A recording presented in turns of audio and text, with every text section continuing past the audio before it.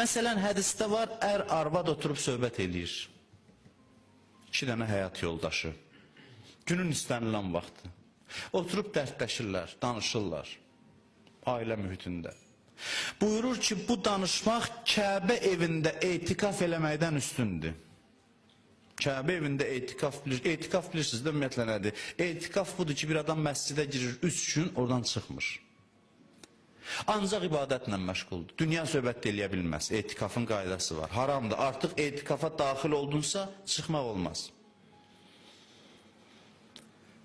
Ancaq zəruri şey üçün yemək yiyə bilər, bir də üzr istəyirəm, zəruri ehtiyacları üçün. Amma girir məsciddə oturur, 3 gün davamlı Kəbə evinin yanında 3 gün etikafdan bu bir neçə dəqiqə söhbət üstündür. Rahat mühitdə oturmuşsan, yemirsən, içmirsən, heç bir çətinliyi yoxdur. Evində bu savab olduğu halda sən ona fikir vermə, get bayırda savab axtar. Bu görsənir ki, sən özün özü alladırsan. Özün özü alladırsan. Kəbə evində etikafdan üstündür.